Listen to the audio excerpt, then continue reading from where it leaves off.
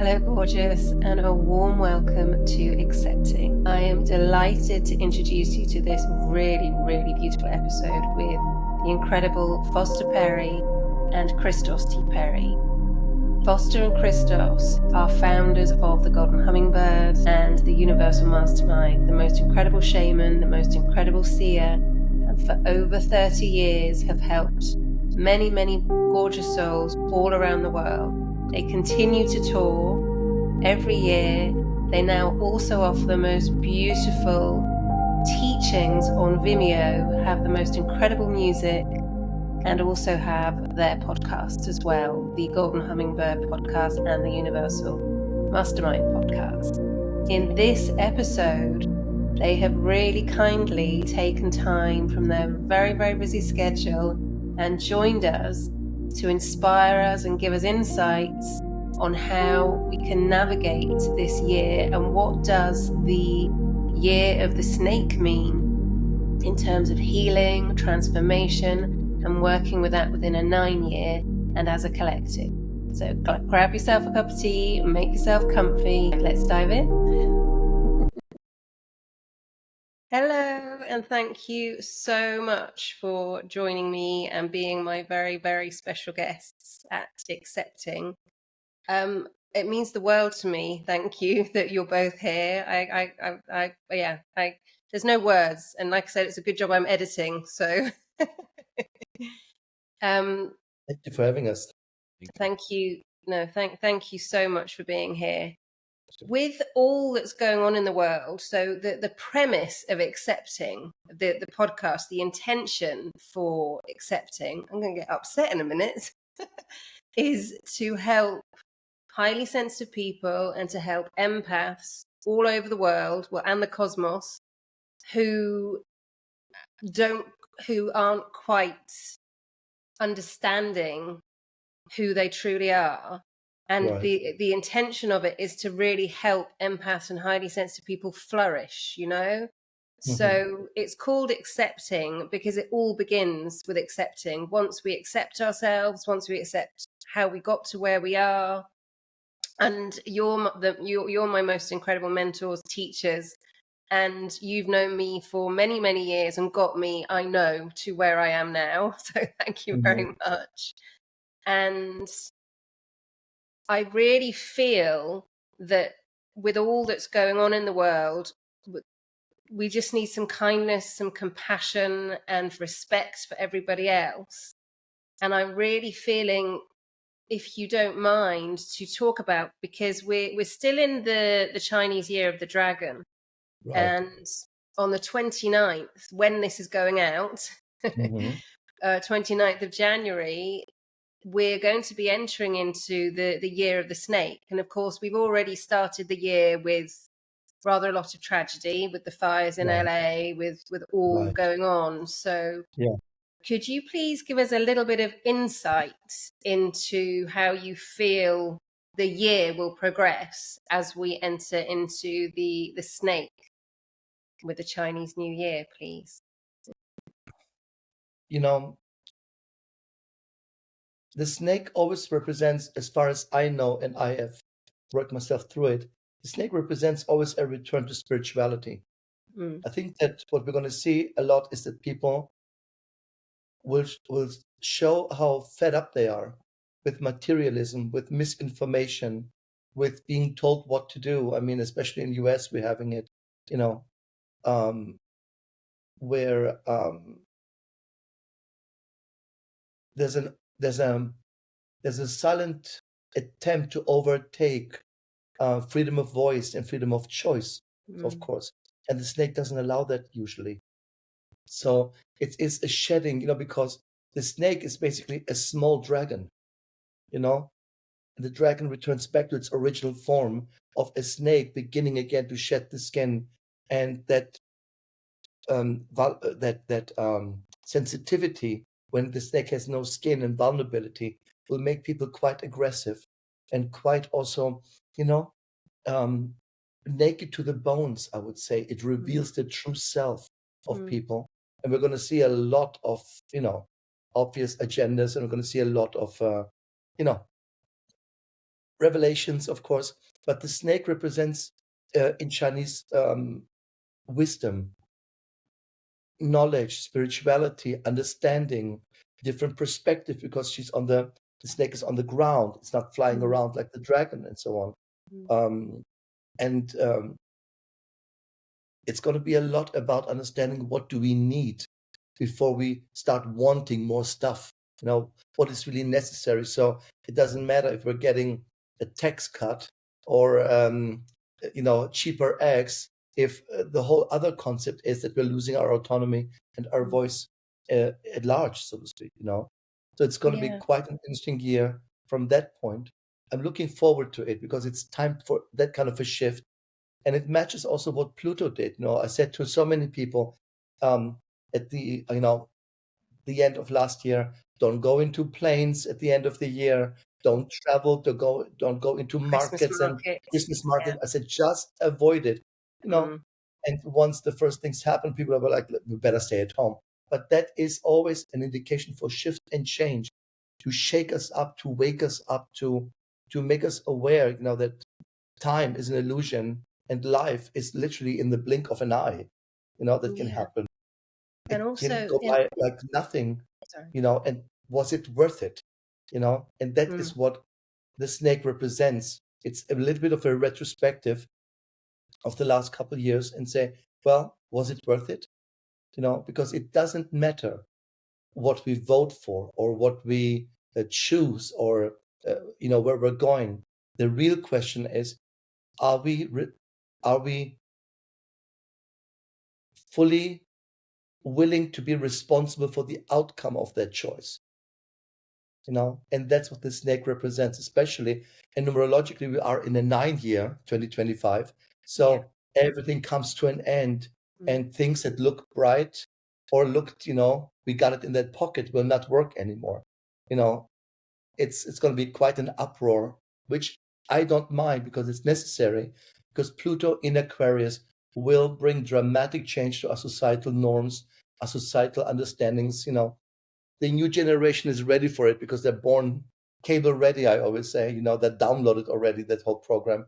But the older generations will have a very hard time with it. It's just too aggressive of a change. And, the question is literally in the end, not if what you want is right or wrong, but are you willing to take full responsibility for the outcome of it?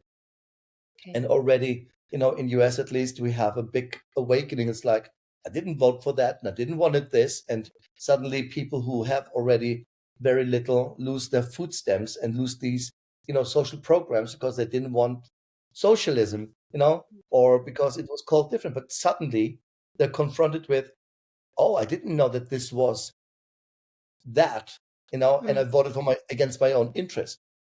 Well, and that's the snake. Education, wisdom, ask yourself the right question. Look, or Foster always says, the inner work, the inner work, because you and I, we know people who are, very advanced in knowledge and really admirably intelligent also in their fields. One little critique, one little question, you're getting reams of emails about the justification of it. And I'm like, my God, I just made a confirmation or I made a little statement. And Foster just says, no inner work. Very simple, no inner work. That's what it means. Well, I always try to break it down, but he says, no inner work, and it shows. That's the year of the snake. Again, they live underground. So once you're going into the shadow of your life, once you're looking at, what is immature inside of you, or what hasn't been creative, or what hasn't become spiritual, this is the year that those things start to erupt from underground. And so as they come up, I think we have a lot of opportunities this year for transformation, personal transformation. That's always shadow work. So when I say inner work, I'm also talking about shadow work. And since the snake lives under the ground, what is underneath that we have been, denying since we're children? What have been repressing as a society? Lots of things are going to start to slowly come up. But the snake, because it's so intelligent, because it's a deep thinker, it's going to be different as it comes up, because we also analyze things before we say something in a year of a snake. You don't just blurt it out. It's not that kind of very fast, reactions. Snakes take their time. One time I was on a vision quest, and I picked up a rock, because I was moving it to make my circle, and there was a very poisonous red and black snake. Wow. And it just sort of looked at me, it was sleeping under the rock, and I put the stone down and it didn't bother me. A snake doesn't just react and start biting you. It's actually something different. So in shamanism, in dreams, when you're bitten by snakes, which is a very common dream, this is for knowledge. This is for a big transformation. This is when your shadow is biting you and saying, pay attention to me, because maybe there's something creative underneath. Maybe you haven't lived a part of your life that now it's the time. It's calling you when the shadow calls you.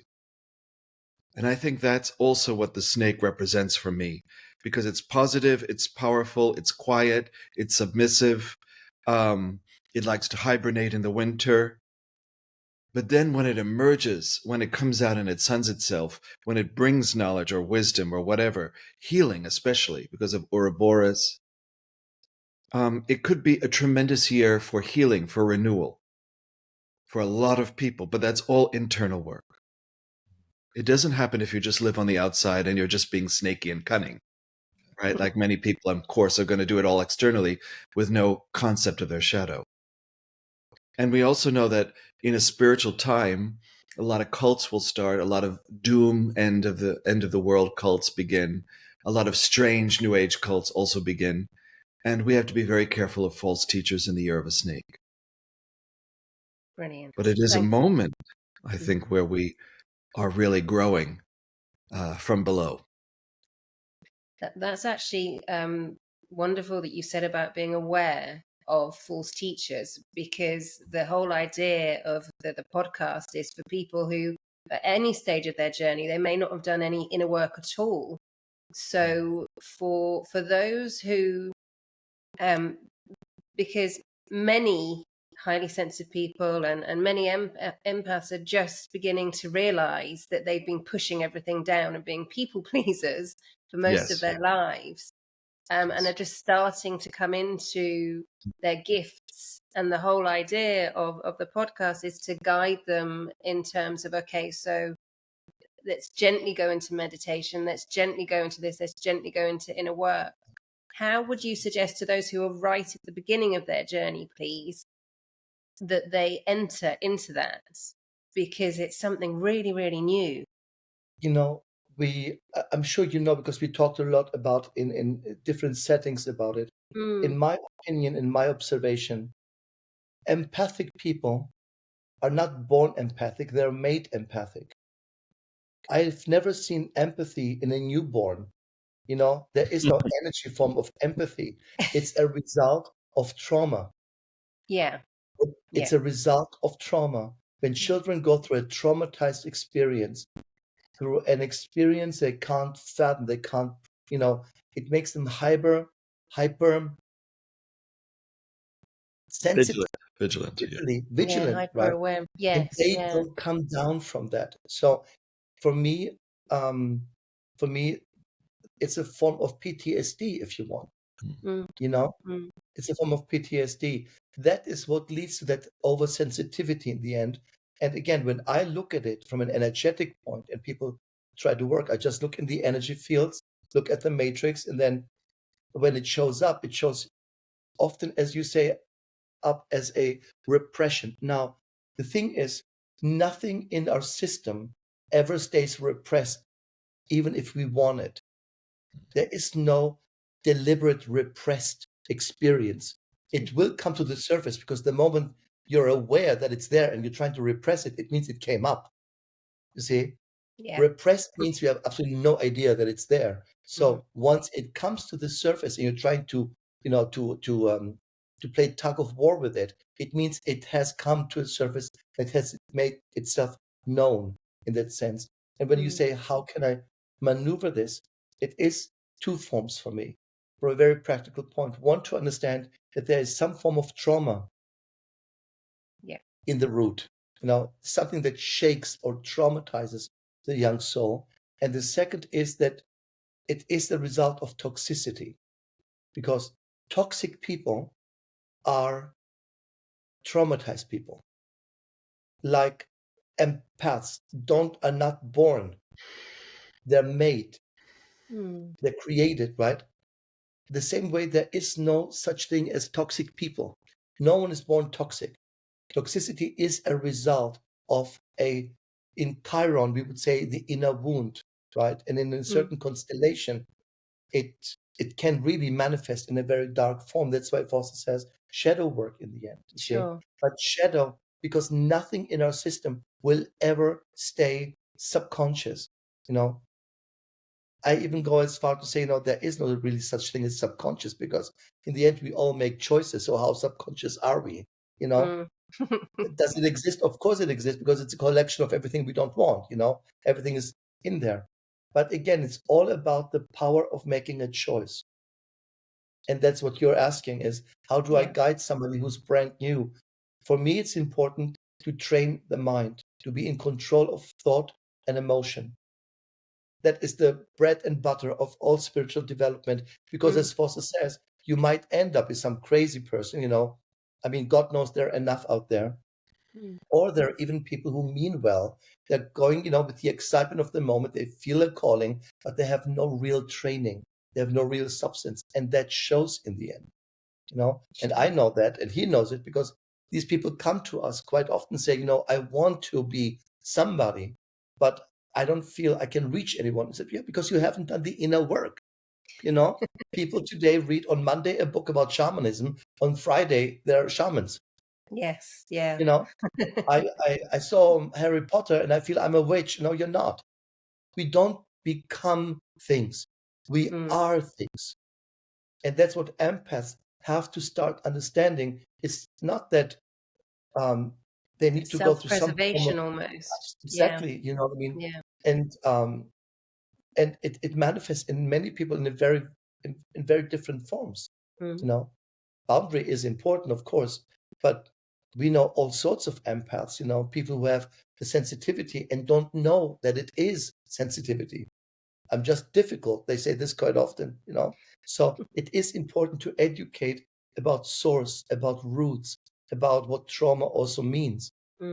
Because as children, we don't have the filtering process to say, my parents had a bad moment, or they were in a crisis, or, something. The experience will sit there and will inform your truth.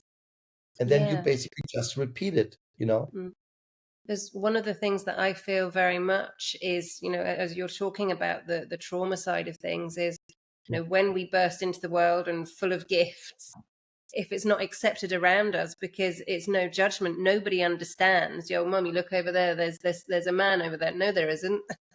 Or walking past somebody in the street and bursting into tears because of the high sensitivity and feeling that. And then that's not accepted because that's seen it weird, etc., so forth. Then it's very easy just to start pushing that down and then changing the persona to match what's going on around us. So thank you very much for saying that. And one of the things, because you mentioned already, is about the sensitivity of the snake and about truth. I lost my train of thought now. It's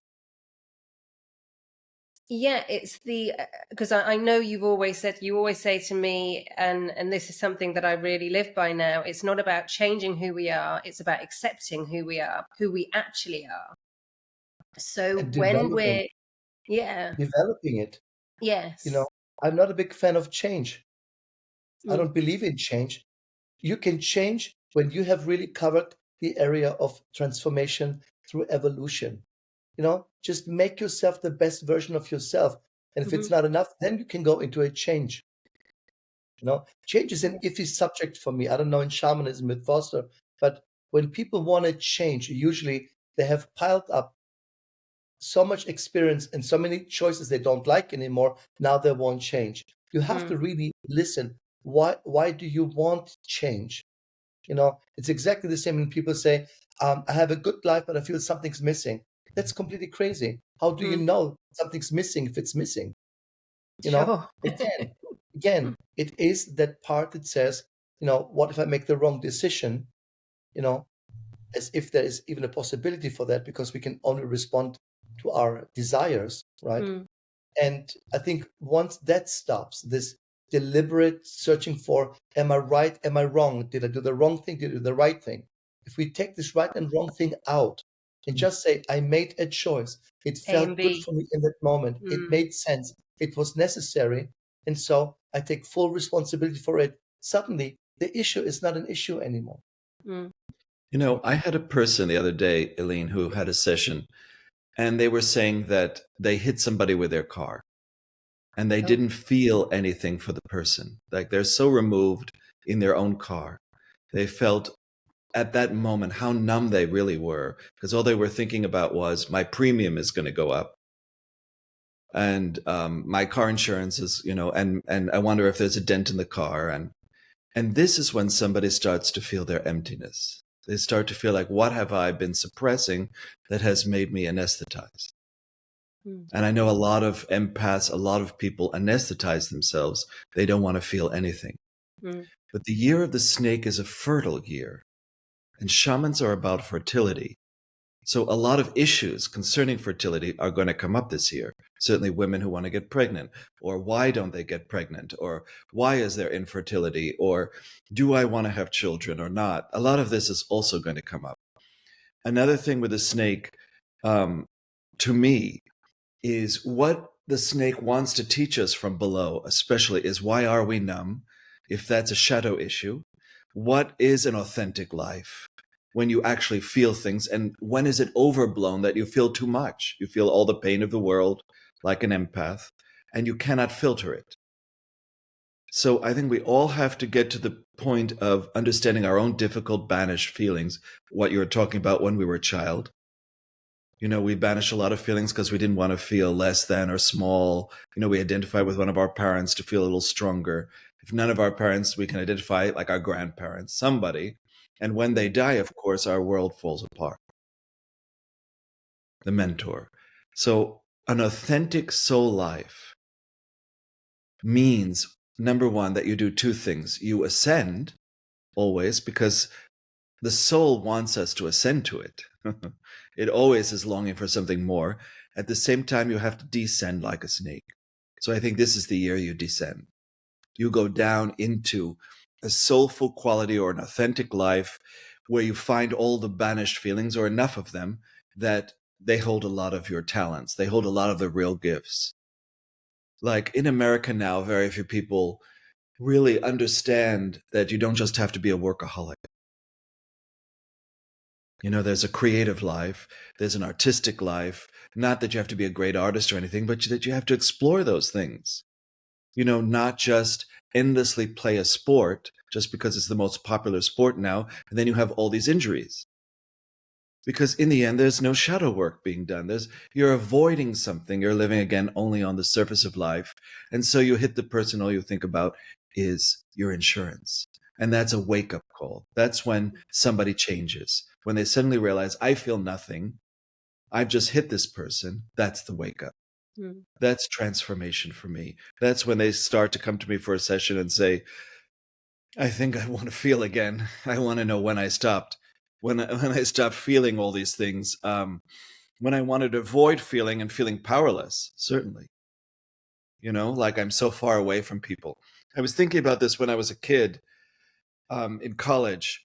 I was around a lot of very wealthy people, and they would be in the car and we'd be driving, and they would say things like, isn't it like everybody's pigs? And, all the masses of people are, they're like little pigs walking around, or, we have nothing to do with them. That happened many times in my youth. And I just sit there and think, well, I don't believe that. But there is a consensus in the shadow of we're better than everybody else. We have more money, we have more status, we have more this. We have that now rampant in US. We have oligarchs now mostly running the government. So it's this idea of everybody's really below you. And of course, that makes me very angry. But it's that feeling when you're a child, when you're small, when you're powerless, and you sabotage yourself with becoming a compulsive workaholic. And, you know, you sacrifice in marriage, you become authentic, you know, but you lose it all in the altar of productivity. And I think the year of the snake is something very, very different. We find what's weak and powerless in us, what's so judging and critical of everyone. You know, it comes out in little snaky remarks. It comes out in sarcasm. It comes out certainly in our dreams. And I think we're so overly responsible now. And I believe that there's a backlash against that. What is the inner life? You know, people are just beginning to remember. I was working with a woman recently in Brazil who is quite a vegan, amazing woman with her husband, and they have more than 1,000 cows, animals, because they're working with animal rights. Oh, gorgeous. You know, and they don't believe that cows should be, you know, manipulated for milking or for, you know, just for their meat. They have this consciousness, let's save these cows, with a very noble ahimsa approach. But it's quite demanding in a world because they get death threats. You know, most people are furious at them. So here, a lot of the sensitivity that people have now, whether they're sensitive in the sense of being spectrum, you know, because now we have all these diagnoses, or, you know, Asperger's. You know, we have a lot of people now who are oligarchs that are Asperger's. Bankers, many of them, I would say almost the majority now is Asperger's. So they can't feel on the same level that we feel. They are split. As Kristos often says about autism, is you live in two different dimensions at once. They are living in a spiritual dimension, but it's just in a different place than here. And they split themselves because you couldn't live it here. Another consequence of the shadow of this world. And also the idea of parallel realities is very strong, I think, in a snake year, because we have string theory and all these. And we have now the beginning of a quantum computer who can talk to our parallel lives and compute parallel existences, which is mind-boggling. It's going to change everything in the world and create another superpower. We all have to face our powerlessness when we were kids. We have to see what our reactions were. You know, did we side with our mother, with our father? Who were we? You know, Kristos always tells me a lot about his own childhood, you know, because he went through quite a lot of traumas, and he made a conscious decision in his own maturity not to become the abuser. You know, not to become the people who abused him. Like, I don't want to become my bully. We all go through that period of bullying. And even if we bully the bullies like Kristos did or whatever, we fought back, it still has an impact on us because now we're in a world full of bullies. They exist. And we feel them as adults. And when people are not developing or growing or still bullying, like you talk about, no kindness, I have dreams where I remember them, you know, and I think on Facebook, do I really want to forgive all the bullies that I went to school with? I know they've all changed. I know most of them are political now. I don't believe it's a political year, though. I don't think the year of the snake, I think we're going anti-politics right now. I think we are going, I think this is what spirituality, the beginning of the shadow emerging from society. And I know a lot of superpowers and powerful nations are starting to face their shadows and going down. And a lot of other countries that have been kind of suppressed are coming up. And I think this is the year where Pluto in Aquarius, as Kristos has often said, is a life-changing 20-year event. And we're only in really the first year, still in the first year. You know, the first like 3 months or something. And already we can tell, you know. I'm very conscious, though, when I'm criticizing someone now. You know, Aline, I want to say something from a very social media point. Yeah. TikTok, I told you that TikTok was not allowed for 24 hours or 48 hours here. They shut it down. And the Americans all ran to a Chinese app called Red Note. Mm. And What, sorry? it's called Red Note. It's called Little Red Book. Yes. So, Yeah. the government worried about suddenly about our security. So the funny thing is, all these people were talking about 100. I think it's 170 million Americans who use TikTok. They went to the Chinese, and we had an insight into people's lives that I found so fascinating. Because when we look at these Chinese cities, for example, the people, the how friendly they embraced the TikTok refugees, right? And everybody I know says, "Have you seen this? Have you seen how they live? How advanced they are?" And the number one question of the Chinese was, "Is it really true in America that you pay for an ambulance?" Couldn't fathom that you would pay for the ambulance. Quite a bit. It's an expensive taxi. And I'm like, I'd rather die, I'd rather get buried for it. So, these questions and, gives you an insight and into a perspective into a society that got so demonized for so long. And suddenly we are socially invited into their homes. And I'm like, wow, I'm mind blown. I mean, I knew they're advanced, but not to that level, and that is an interesting sign of the year because the snake also carves new paths, and Ground. the path of the snake is always in sacred geometry. She doesn't just randomly run around. It's always in waves, by the way. So the snake cannot create negative energy, like in angles or in squares, for example, right?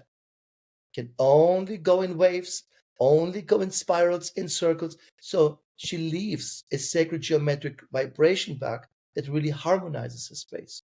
Now, and once that happened, and people said, "Oh, we're going all to Red Book," I thought, I got it.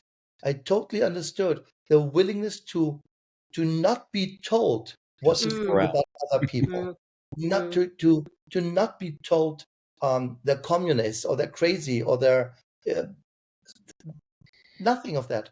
It was a simple, very modern, very a very a very updated society from what I could see. And I said, that's what it's about. Talking about shedding something. And so, of course, we have as a society social media as a collective voice that we can use. And like Foster, I don't like to politicize everything. And at the same time, it's important to make your voice heard, And what happened is we were worrying so much about the American voice that suddenly we became a global voice.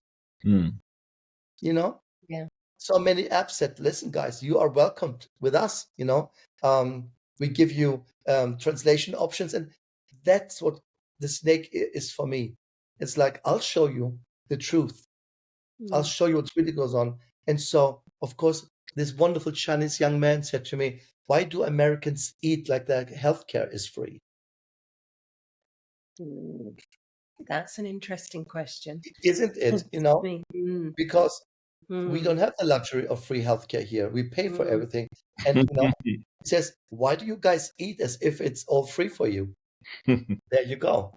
You see, and that gives us wonderful little insights of perspective because they look at us and say, "Why are you doing this? Why are you paying for ambulances? Why don't you have, you see?" And that is also where a lot of spirituality is happening.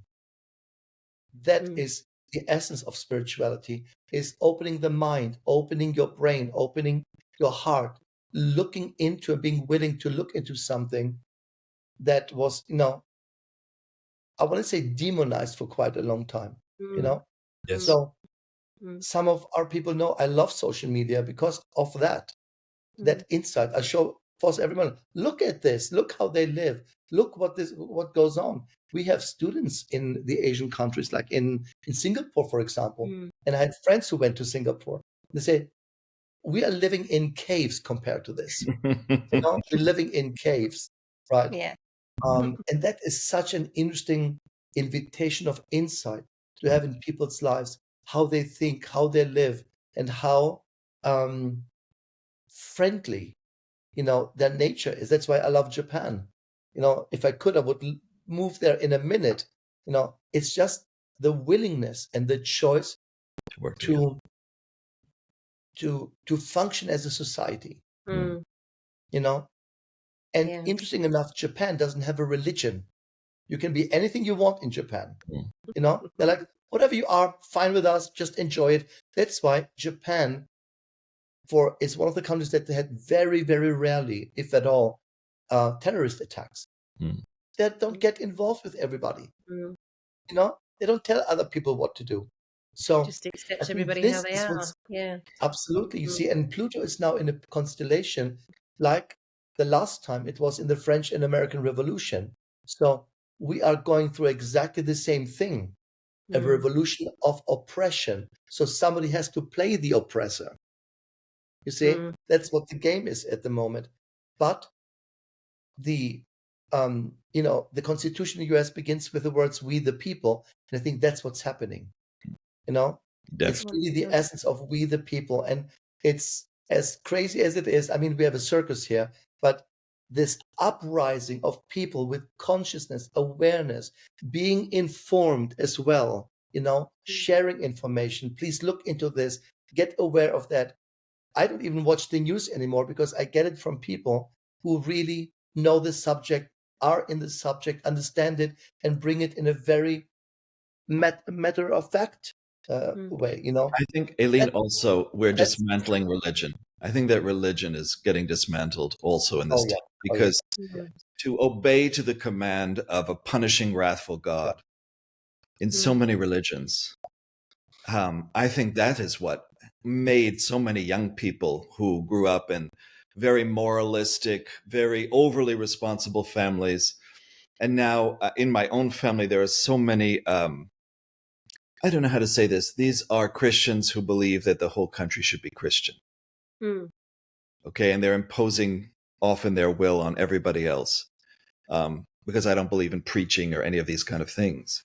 But to believe still in that kind of God, to me, is so outdated.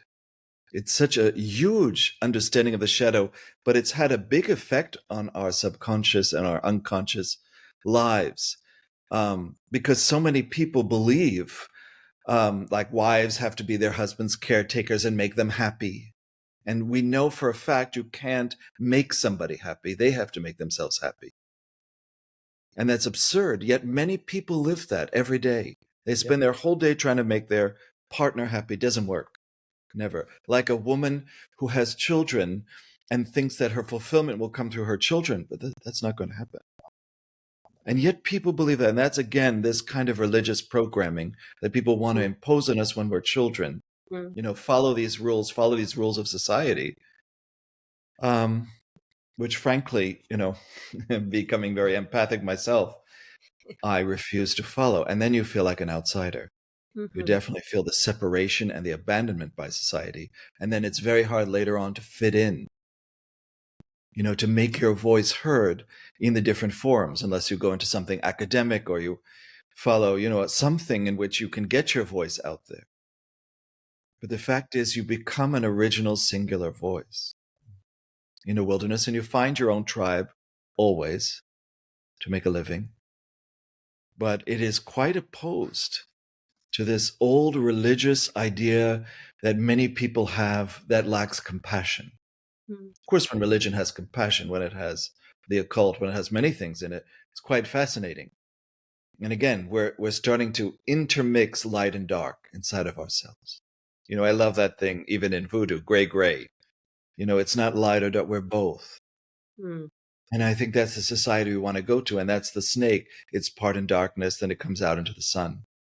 And then it goes back into its hole, and it makes circuitous paths, new pathways. It protects its eggs, it sheds its skin. And of course, the only real reason to shed our skin is to make the beast inside of us, or our shadows, see the light of day. show our true colors, right, Kristos? That's what I would love to have happen this year, that people start to find their real colors. Or it will be shown, if you like it or not. Yes. It's a revelatory time. And I'm telling people, be careful what you're saying. We have, again, I look into the world and I look what's going on at the moment. And I'm also a big gossip, so I love gossip. I obviously am not. Snakes love to gossip, yeah. I love to, I'm a monkey in Chinese, but I get along with snakes very well. And when we look at a situation, like, for example, I don't know if people follow this, the whole Blake Lively and the director Baldoni, who made this actually quite wonderful film. At the end, It's Us or something like this. And, it became this really ugly narrative. Ends with us, yeah. It ends with us. I haven't watched it. Yeah. Literally, it ended with them. Art imitates life, and vice versa. And it was this big star who has another big star husband who comes and makes these statements. And the person who is accused says, not with me, and brings, how young people say now, their receipts. And that, from a legal point now, basically Blake Lively and her husband have dug themselves a hole. They're just ready to just cover it because their accusations were actually quite false from what it looks. So when you're having people on TikTok or on, who are lawyers and say, I read the whole 200 pages or 900 pages, and that's what it does, and they break it down like a lawyer, you're getting a really informed idea of how a professional will look at it. And suddenly there is this young man, right? I don't want to say he looks like Luigi, but you know who Luigi is, right? He's somebody who says enough is enough and shoots this CEO of United Healthcare. Yeah. And now there are T-shirts with a guy on his face. Do I think that's the right way to go? Of course not. Am I surprised? No. Now the director says, no one will ruin my life with a lie. I'm going to go into the offensive. I'm going to be the truth. That's very snake-like. And in the extreme, it is this Luigi person who says, you know what? You didn't care about me. I'm not going to care about you. Quid pro quo. And that's what it is. And now we have, again, more and more situations where we hear people say, in US especially, paying my healthcare because I'm paying premiums, and you're refusing to pay the anesthesia. Amazing. So of course, they go with a gun inside and get rid of them. It's almost a logic reaction, a sympathetic reaction. But we talked about trauma, Aline, and people are not, in general, not unempathic. We all have some form of empathy, of course. Therefore, when we say, when I look at the social media and the comments about Luigi, it's like, yeah, should have done it with the other one too. Or suddenly there are these posts with all the CEOs, where they live, what they did, how much money they make, and what consequences they deserve. There you go. It doesn't surprise me. It's scary. It's scary because, Well, Kristos, do you say anything about these kids in school who take, guns, like just 2 days ago in Nashville? Yeah, I mean, you know what I mean? Shot everybody. I don't know about this. We are 3 weeks in the first year. Already it begins. I'm telling you, again, as long there's suppression, there's going to be a rebellion, one way or another. You see, it doesn't look spiritual, Aline, but it is the uprising of spiritual nature. When Foster says, when you've been told what to believe, how to believe, in order to not make other people feel uncomfortable, something's got to happen. Yeah. It always did.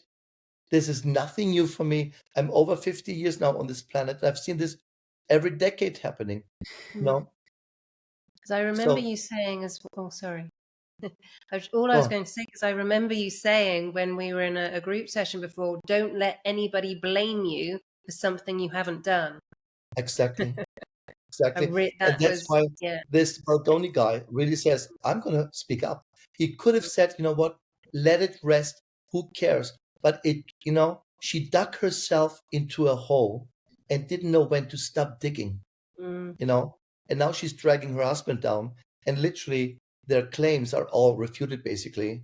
And he literally has evidence from text, film, and you see that. So, again, Well, this that's essential. You can't blame anyone. this will not fly anymore in this next phase of where we're I going think that to. we're at this moment when we all have to finally stop blaming everything, our parents, the world, Yeah.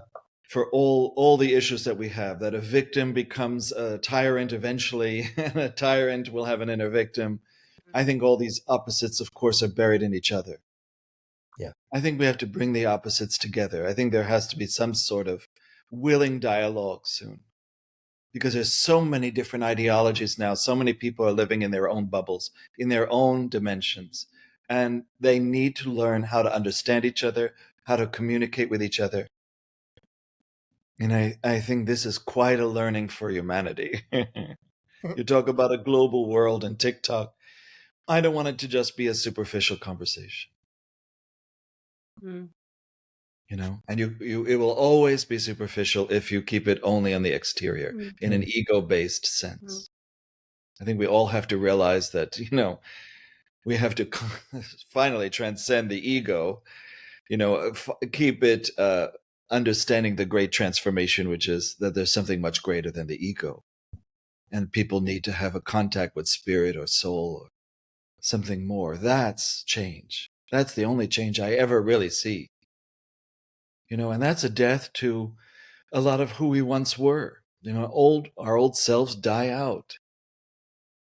And they shed skin. They don't fully die. They shed skin, and it can get quite, agitated at the end where the skin is coming off the snake.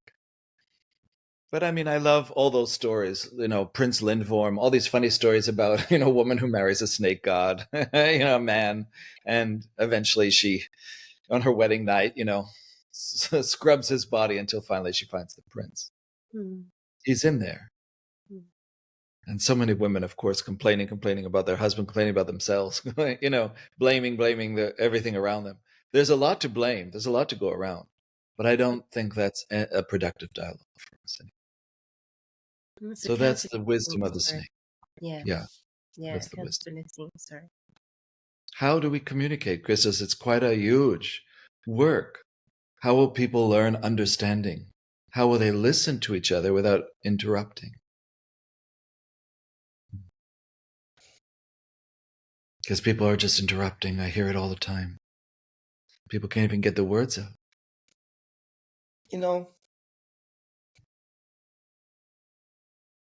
I don't know at this point if it's really necessary to have the same voice. No, not the same. No.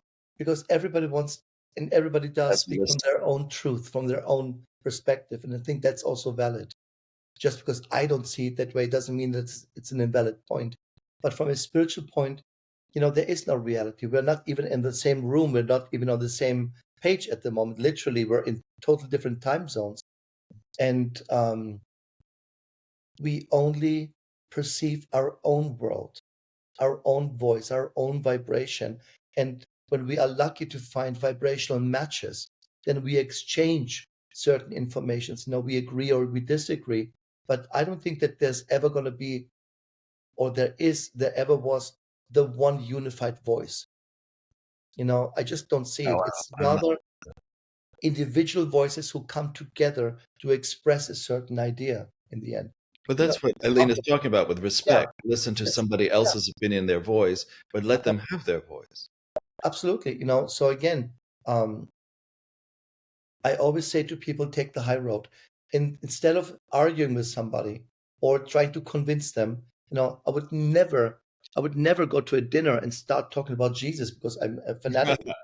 Or tell people, oh, you know what? It's my turn. Witchcraft today, I want you to learn to know the witchcraft. No, I don't want to waste my energy into a setting that doesn't speak the same language. Rather than having one voice, I think it's really important that people, especially when they're very empathic, try to find people who speak that language. When you're going to a yoga studio, you're just assuming that people like yoga, otherwise they wouldn't be there. So there is a unified voice of Common ground. individual common ground. Exactly. You know what I mean? The same happens with empathic forms, or with religion, of course. Christians, or hang around the same thing. The Christians always try to find somebody who actually read the Bible to give them the bits they can repeat. That was the most shocking part for me, is because I think if I were in spiritual, I would be a Catholic. I really like the idea of Catholicism and Mass. It's quite Gothic, and I kind of like the idea, But um, find your tribe, find the people who speak this language, and that's why I like social media, because you can hashtag that tribe and connect with them. I did. Absolutely. We all do. This is how we connect these days. And so I don't think it's necessary to have one unified voice, but to have individual voices who express themselves honestly, and the unified voice Foster talks about is the moment when we say we want different things, but we want the same for everybody. A balance. So if I don't want what you want, it doesn't make your wish invalid in that sense. Which brings us to the shadow again, because so many people are lying when they're speaking. They don't even know that they're lying anymore. It's become their norm. Yeah, And that has to be confronted. Yeah. If what is honesty? If necessary, it has to be confronted, because the shadow will confront you. It will. One way or another, with accidents, with drama, with illnesses, and people say, I don't know why I got sick. You do. You do know. Or of course they say, thoughts form realities. I didn't want that reality. Not conscious. Not conscious, but you asked for it. You did. On some level, you send out a vibe that matched. And the universe does that every day, every minute, every hour. It has to match your emotions in order to create the foundation of your reality. That's all there is. May I share something really quickly? I spoke to you earlier about the chainsaw going off this morning. And I said to myself earlier, because it's really interesting about the blame thing, once I'd dealt with the situation, it's like, I asked for this because I actually had the thought that it will be better if he came sooner rather than later. No communication at all. And he just arrived. Right. There was a chap cutting the trees very early this morning, for those of you. So in spirituality, the key is to not look into the external world and feel bothered by it. There's a very funny word for it now. We call these people Karens, right? Who always want to speak to the manager, who function so detached from their own core that everything that happens is their crusade. Yes. It's their crusade. There is something which I think happens a lot in spirituality, especially in our fields of work. People lead very boring lives. Very boring lives. Even listening to somebody sometimes is like, God, it's like a volume, nothing's happening. And what they're looking for is excitement. And they find sometimes the excitement in a crusade. Exactly, They're gonna find a problem where there's none, drag everybody in, and then suddenly they have attention. And it's not boring anymore. That's the idea. It's a form of narcissism, I know. Absolutely. You see, it's fascinating to watch for me. Foss always says, "Why are you watching this online?" I said, because it's fascinating. It's case studies. What do these people have in common?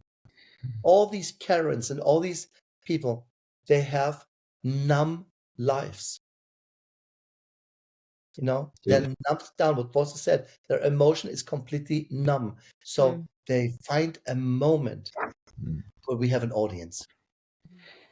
And now today, of course, everybody with a phone can film everything. It's almost like they want that. It gives them an audience. I'm somebody now, even if I'm crazy Karen, but I am somebody. They don't like the consequence of it, right? But in that moment, I always want, what is it? And it is when the suppressed, in the end, doesn't allow to be suppressed, comes to the surface. And they have their freak out, they have their crazy moment, but crazy moments, the truth comes out. See, my father always used to say, only drunks and fools will tell the truth. And children will tell the truth, and hasn't been wrong so far, hasn't been Or wrong. reveal their shadows, certainly. That's their truth. Absolutely, and now we get it. I mean, literally, we can see these things. Important is, again, to acknowledge what is happening in the world without making it a reality, That's the trick in this, That's what it is. The world goes on. For some people, the choices go left, the other goes right. But everybody makes choices. I think the ego grows stronger and stronger at times in the world, and we see it in the news because people become these strong kind of monarchs, like in US right now. Yeah. And they're building empires just with status, authority, and fame. And it's not good for any of us because actually it inhibits what is an authentic voice of your real self. And we end up becoming the enemy of a state, the enemy of these people, because they use power just to serve the ego. And of course, it never feels right. It becomes a power complex, like something demonic that wants satisfaction all the time.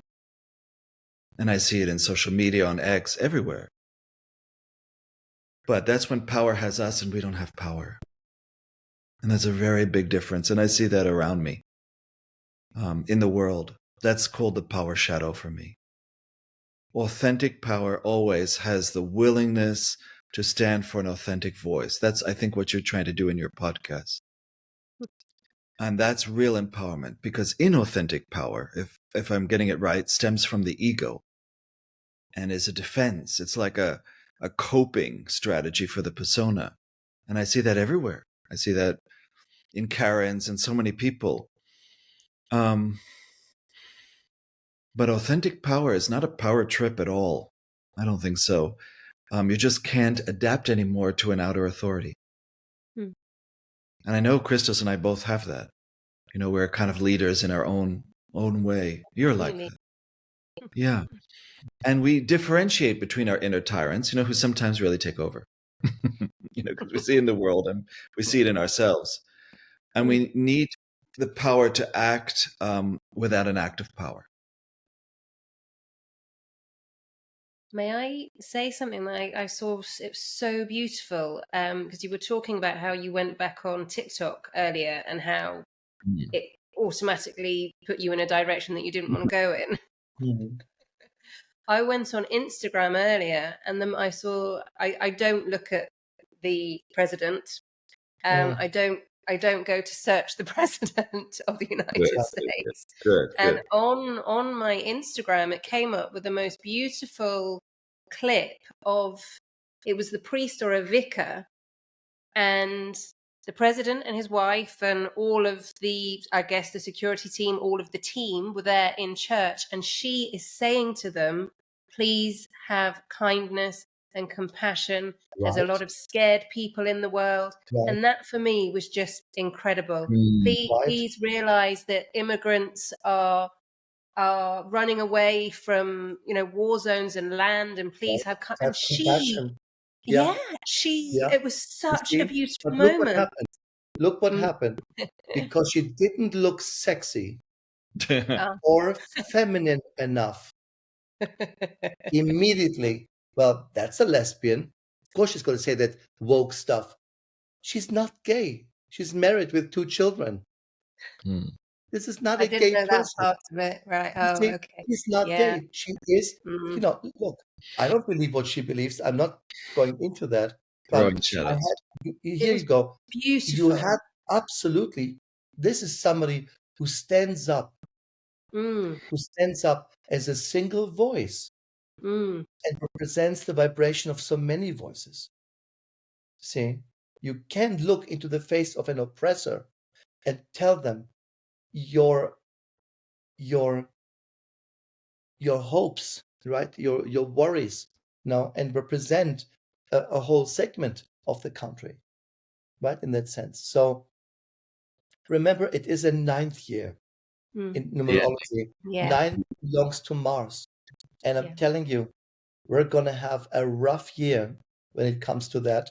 I mean, US is its own war zone, basically, at times, with all the. I do believe that in the end, ding, you see, Yeah, I was going to say, there's a ding. no, that was at the right moment. But in the Yeah. end, of course, um, Mars and the Mars energy will break old molds. It's inevitable, and I think this is the time to take a little example from the French. The French, if they don't like something, they go onto the streets and they don't stop until they get what they want. Mm. Very simple. The Germans complain and stay home. The Italians do a lot of fuss but don't care about the outcome. The Spanish, I don't know if they even go out unless it's siesta, they don't go nowhere. But you see, the French are quite interesting because when something is against the community, they go onto the streets and they're not afraid to be violent. Not that I say it's good, but it's an expression of it. We mean it. You see, we is very strong in the French people. But Kristos, you talked about the French Revolution yesterday, that they overthrew all these aristocrats, the 1%, and they took their houses and whatever, didn't really give them trials and, guillotine them, whatever. Right. And then those people later on, of course, adopted the same habits, the same ideas as the wealthy. Right. So that's not a solution for our time because we have the same inequity. No, the French Revolution. I mean, I had French Revolution 5 years in school, so I learned a thing or two. Literally, all the revolutionaries ran to the palaces.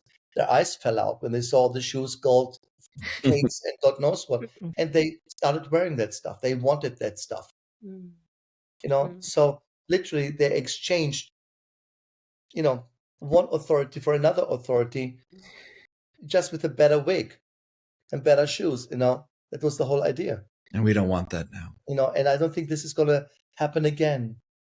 Again, I do see a lot an uprising in people where we say, enough is enough. And Argentina is the same thing, by the way. We go to Argentina for, at least I go for over 20 years.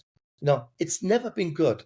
Now they have a president, right, who says, I decreased, there's no deficit. For the first time in years, there's no deficit in Argentina. Yes, but the reality is that 50% of your country is under the poverty line. And there you go. You see, there you go. It's like, yeah, good, you made it. But what's the outcome of it? Because we go to Argentina and inflation is through the roof. Every year we go, So you see, spirituality, consciousness, awareness is merging with what we call politismo in Greek. Politics comes from the word politismo. Politismo is a word that represents the citizens, the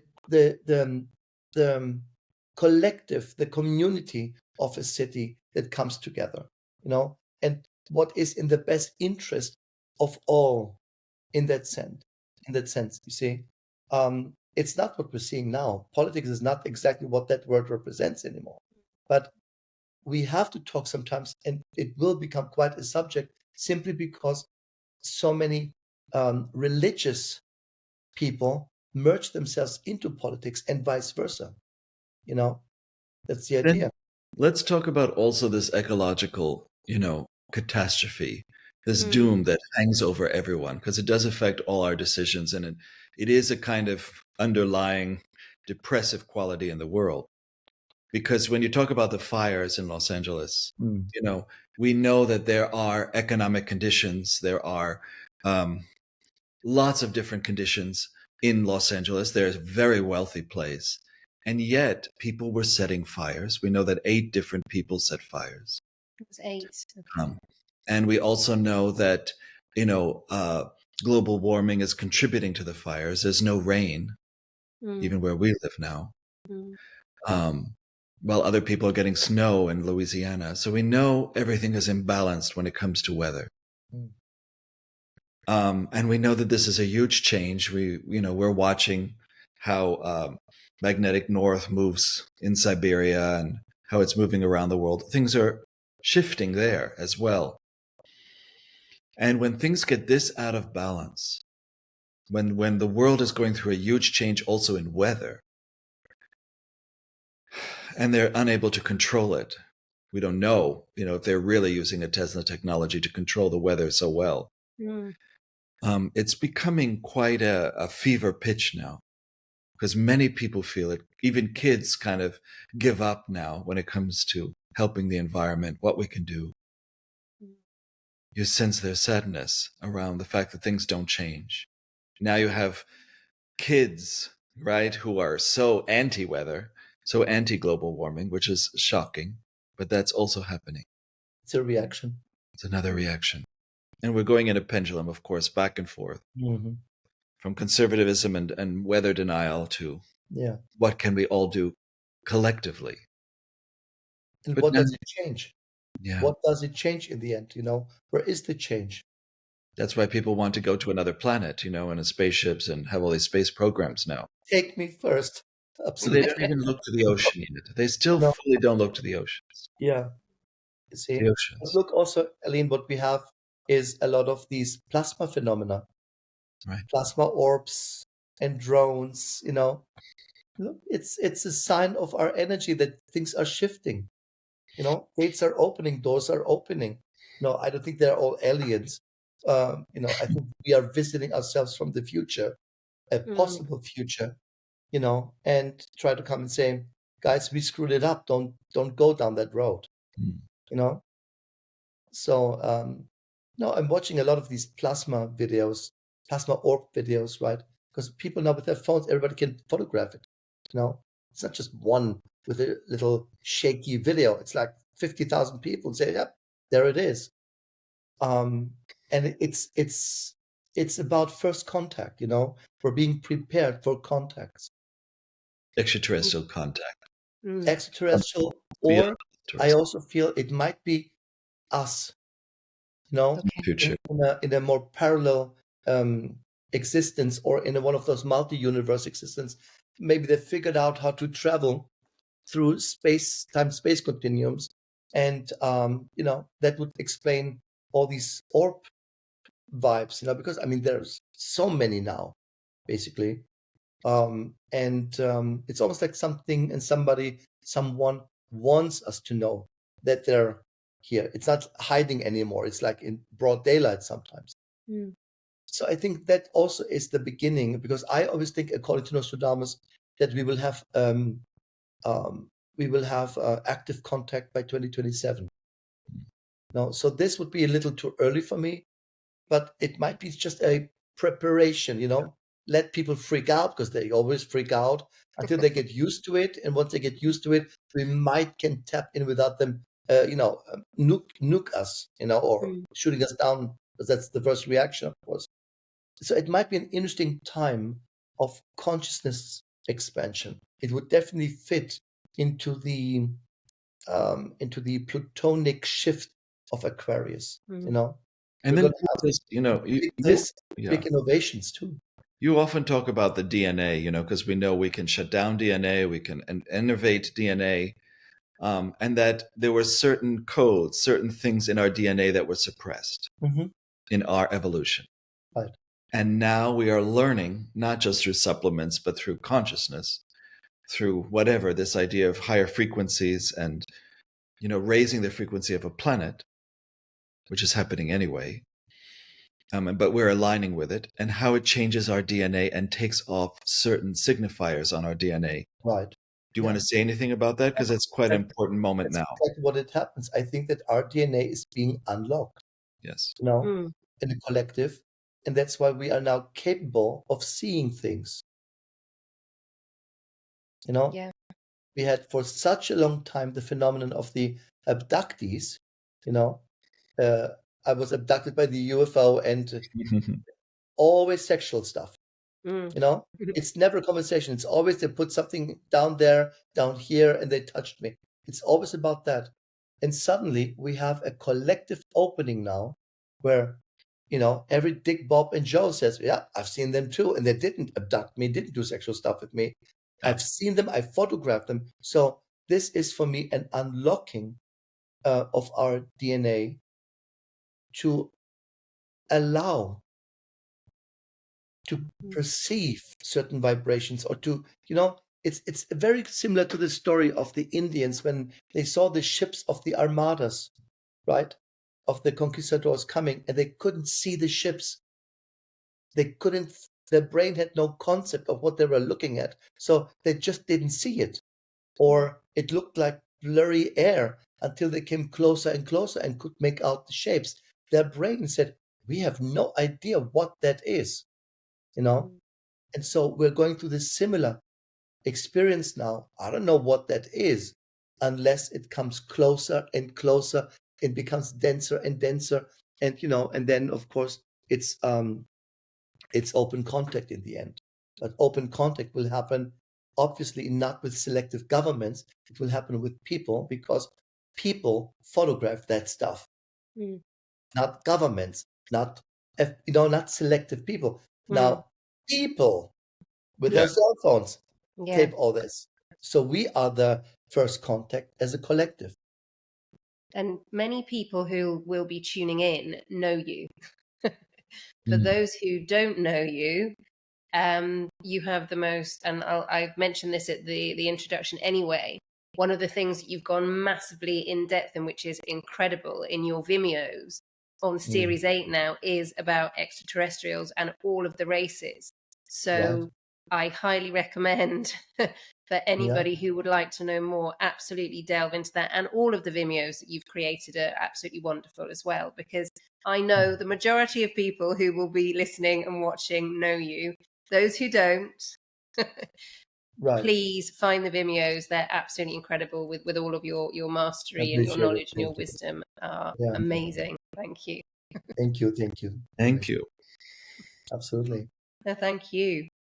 No, so, you And know, it's a part of our service, right? yeah, That's what we do. Yeah. That's what we do. Contributing, service, and yeah, beautiful. leaving it in the hands of the individual, you know? Making ourselves better, making the world better. Right. So, by not telling the world how to make it better. Yes. And Patricia Tabares, who you know very well as well, we also had a really beautiful conversation. And the main theme, and I've carried on a couple of those themes, was as a collective, also individually. And you've mentioned that as well, you know, is thinking for ourselves, is feeling for ourselves, having our, accepting everybody else whilst having our own beliefs and opinions, and accepting everybody else has that. And exactly as you've mentioned before, as a collective is going, right, okay.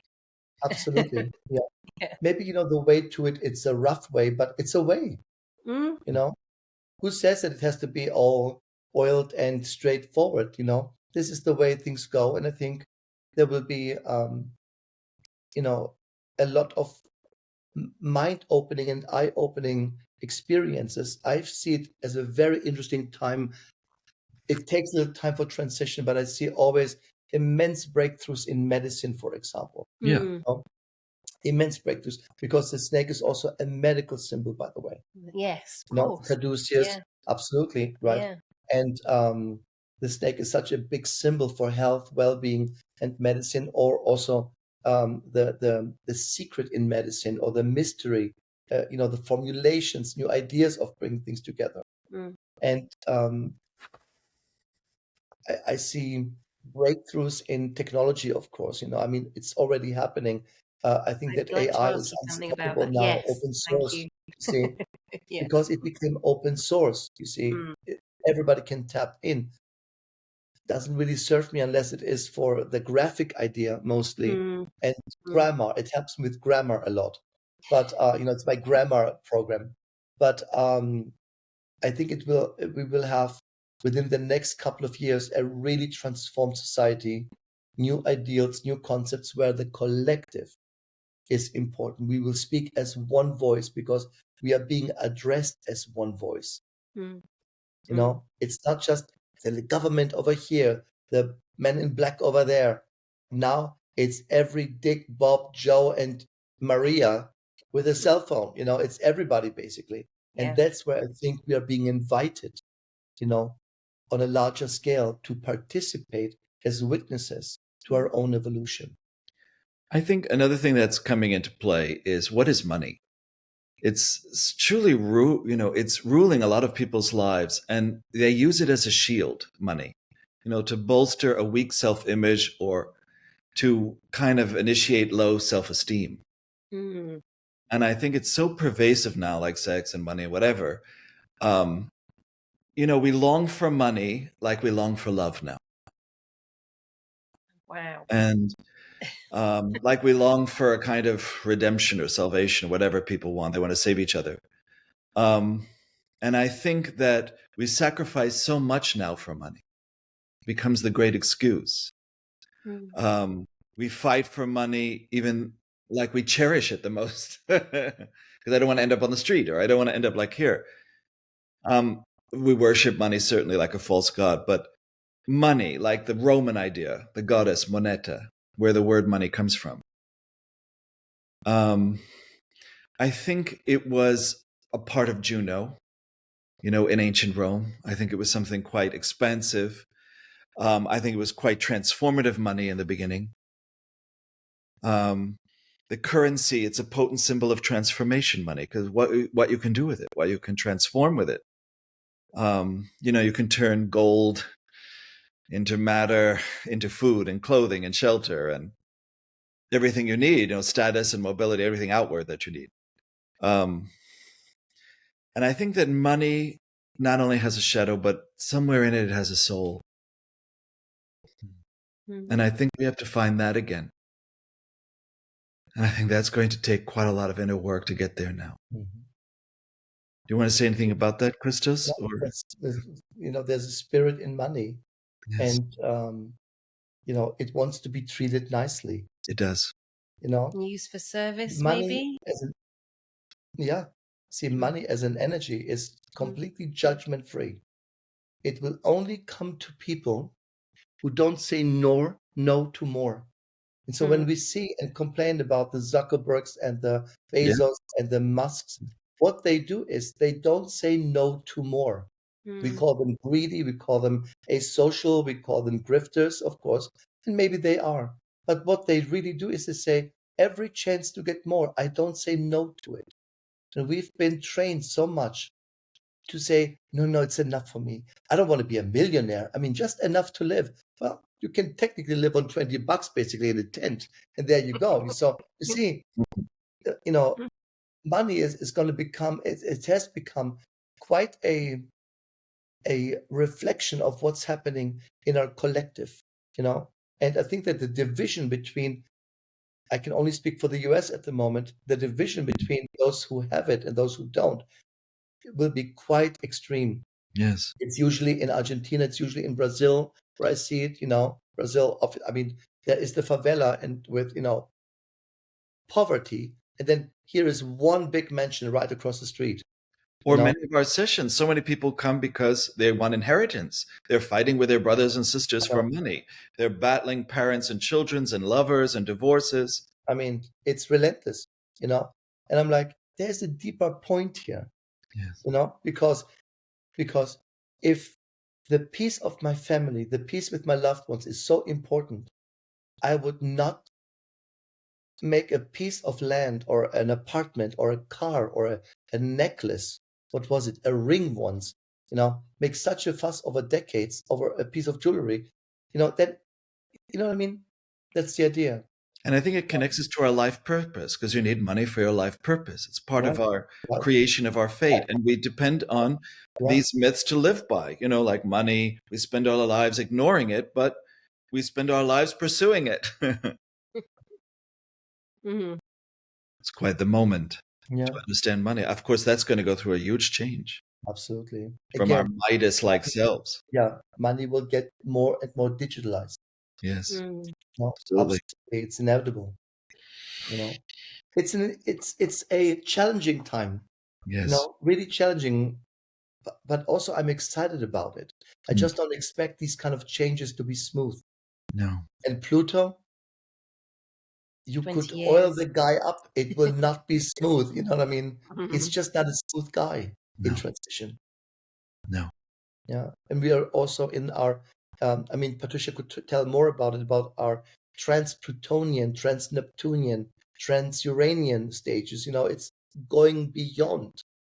Going beyond, and I think that's where we're collectively being pushed into a beyond. What's not only beyond my door, but beyond the other side of the street, for example. That can be collectively, and I'm hopeful about it. Quite a positive impact. My guide always says, when I despair about things, he says, "Don't worry, you guys will all win in the end." I said, "Really? We will win? Spiritual people will win?" He says, "Yes, because you will win when no one else thinks about losing." Oh. So it's not winning over people. It's winning by not being the winning part to the losing part. So when no one feels like a loser, you're in the winning element. You see, and that's what this wonderful bishop did. This lady in the inauguration, she said, she says basically, one day you're going to be on the other side of the table, and I hope that somebody will be nicer to you than you've been to them. There's always the other side of the table in the end, right?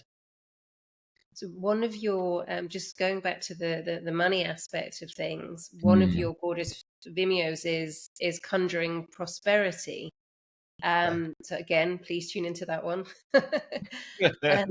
Is there anything that you would say to anybody who is in a state of, I don't want to say poverty, in a state of changing things in the way they're living to live a more spiritual life, who were in situations where they were in high paying roles, for example, and then now they're starting again, and they're coming up with, because of their old attitude towards money is kind of is seeping through. Is there anything that you would say to anybody who is almost at the point of giving up on their spirituality and following that path to go back into, I suppose, the ego, really, to go back into that fear aspect of money rather than seeing the spirits? Is there anything that they could action, or obviously shadow work, inner work, anything specific that comes up Aline, immediately, you're please? talking about belief. I Yeah. would examine Yeah. what they believe. Yes. Yeah, It absolutely. boils down Yeah. to you're living what you're believing. And when you say, "I don't believe in poverty," well, but you're living something, you're living a crisis. It means that something, that is, that can be a variety of things, but it's always important to examine what you believe. Your belief is what you're living, So when the belief has conflicts, I don't want to be judged. I don't want to be seen as greedy. I want it, but I want to be also the nice guy. Money makes people evil, but I don't want to be evil, but I want some money. These are all belief patterns. Yeah. We have a variety of these.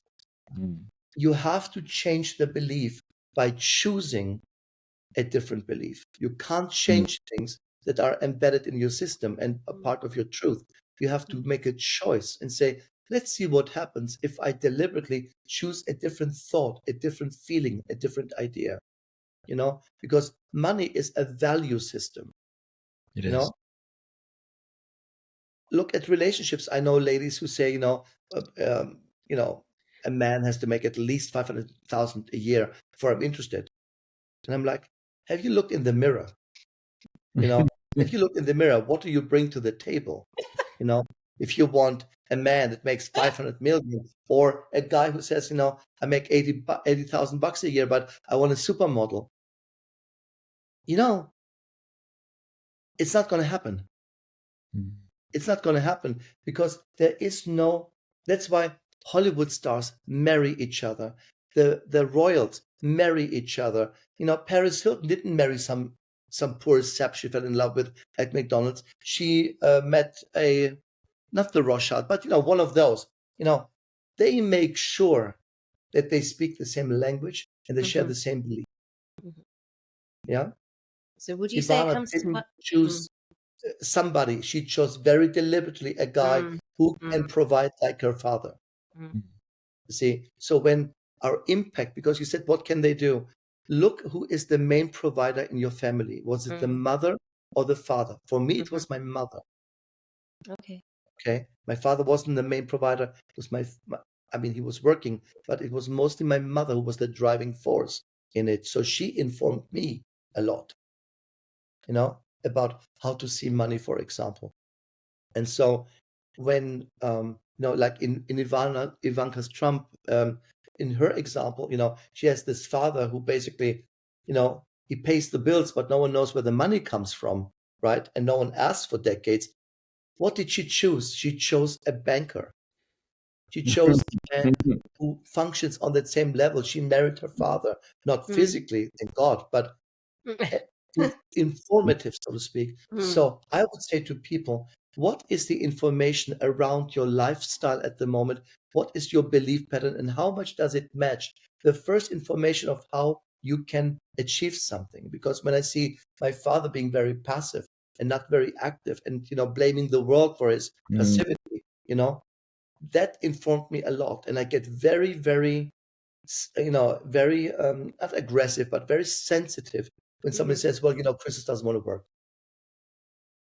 or, he's just difficult at the moment. Or when I say, I don't want to do a certain session because I don't feel, a relation to the person. Then that comes, oh, you have to, or see, that's part of my information, right? Yeah. You can't stop these informations. It's built into your system, but you can choose. You can choose accordingly to where you want to go. Thank you. Yeah. Money is power in the end. It's a form of power. But if you're not using something constructive with the power, then even the money doesn't help. And the subconscious knows that, you're a mess with money, you're a mess without money. So clean up the mess first before you make a choice of what you want in the end. Yeah. Yeah, absolutely. That's it. Yeah. Thank you. So in terms of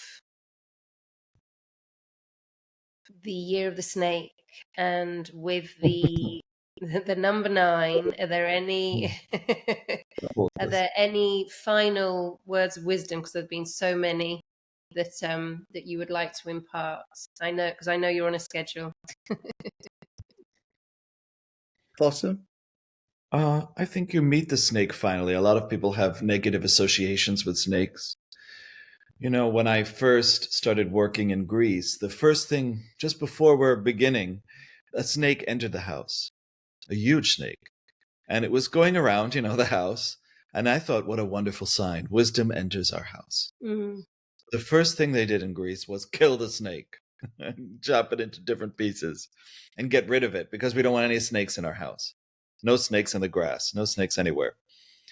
And yes, it can be quite dangerous, a snake. It can bite, whatever. But at the same time, it was quite harmless.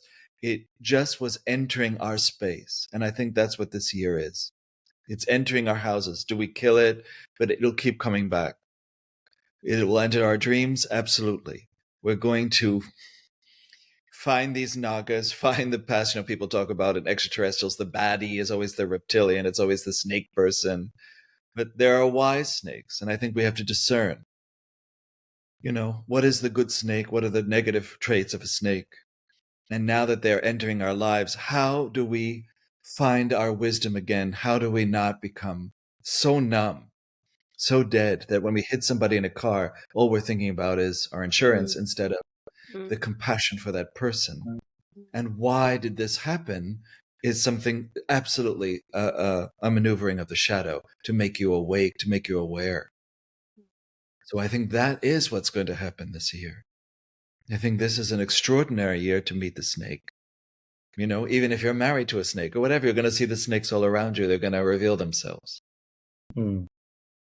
And you're going to see their colors. Some are No, poisonous, some are not. the snake is also a protector. Yes, Yes. very much. You know, if you look at the pharaohs, what do they have on their headgear? The snake. What is protecting Buddha in his meditation? A snake, a cobra that comes and protects him. So we find very often here the embodiment of the protector of knowledge, we would say. Asclepius' rod, you know, the serpent entwined around the staff, represents healing and medicine, for example, right? Ouroboros, you mentioned it already. So it is very much here about, again, renewal. It's about Totally. transformation, if that is your goal. But it also represents, you know, in its extreme form, life, death, and rebirth in the end.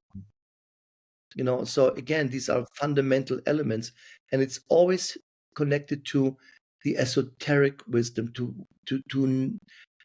the hidden knowledge, we would say, and they are the guardians of the sacred or the forbidden, in that sense. So I think by and as Foster says, it is representing always the good and the bad, the light and the dark, creation and destruction, right?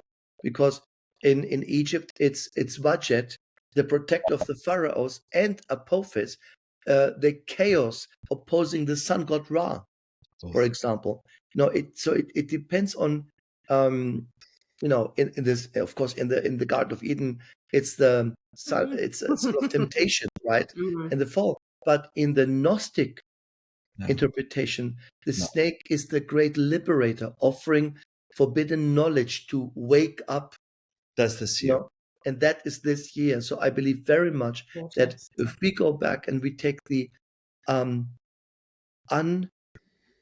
let me say, the unmanipulated origin of a story, right? Suddenly we look at things from a very different perspective, and it opens up different aspects in ourselves. So that is the ultimate goal, is to open up into perspective, not to tell you which perspective is right or wrong. Right. I think in spirituality, in my field of work, this is the end of this tell me what to do. Yes. You know, tell me what to do. Or is this right or wrong?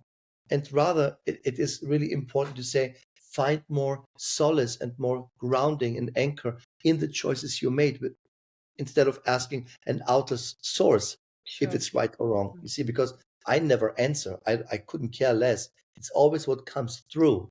And whatever comes through, Aline, you know this, is never judgmental. Spirit world does not say, oh God, Aline, you're a mess. Again, oh God, Aline, why did you do that? There's just none of that. It's more, are you not okay with what you chose because you chose it? To see. So it's a lot about accepting who you finally are and evolve from there, and stop, you know, changing to please everybody around you because they don't feel comfortable with who you are. And I'm talking about money because I'm a rat in a snake year, and it's quite a good fortune year. It's quite a money year. So I made an altar to, you know, with money and all that stuff for the snake year, because it's quite a golden year for some. You know, but he chooses to see it that way. Yeah. You know, Yeah. it's, you know, it's a choice. And that's why I think it's so important to emphasize to people who are just beginning, as you say, or just opening up. You know, I mean, bless their hearts, because they can start their journey literally with the truth of, it's your choice which is sacred and not the path. Yeah.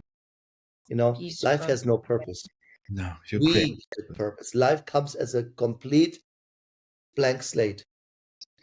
We give life purpose. We do. Yeah. That's wonderful. Thank you so much for being Thank here. you, Aline. And For your thank you. wisdom, your presence in general. Oh, Thank you thanks. for all that you are. I always say thank you always. So I'm going to say thank you again. You are Thank you. amazing. Thank you. And Thank you. I am, as always, I will share all of your information so people who don't know you can find you, because I know you're going on tour, I think around about the 22nd of February. Right. So you're doing you're holding private sessions as well, Right. online. New York, New Jersey, Yeah. yes. New York, Yeah. New Jersey, So and Europe. I say this every year. If somebody wants to hurry up, because we are going to a sold out tour already. You yeah, know, yes, I was just I'm just about to saying, I'm say. very I was just going grateful. to ask, are there any places left anywhere? You know, you know, we And then, sometimes we have to make space. yes. You know, but we are very blessed because usually by the time we leave, we know that we are going into a very demanding cycle of work. You know, but we're ready for it.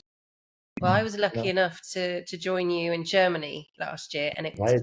It was fun. so. It was fun. If you have the opportunity, please go. I'll share all the links so you can see where Kristos and Foster are. And Right. yeah, thank you so much for everything. Thank you, You're Aline. just wonderful, and I love you very, very much. I love you. Love you. Thanks so much.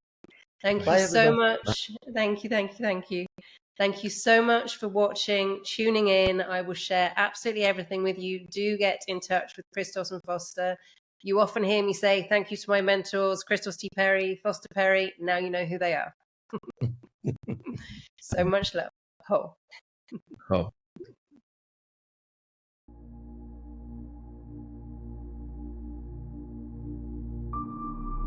Thank you so much for joining me for this episode of Accepting. Please do stay tuned for future episodes and also subscribe wherever you get your podcasts. If there's anything at all that you'd like me to cover in future episodes, please get in touch and let me know. You can also follow me on Instagram at The Acceptance Coach and on TikTok at Solution Union 99. And if you'd like to have any coaching at all, or you would like to discuss this, do book an expansion call. For now, I'm your host, Aline, and to your self-acceptance, gorgeous, with so much love.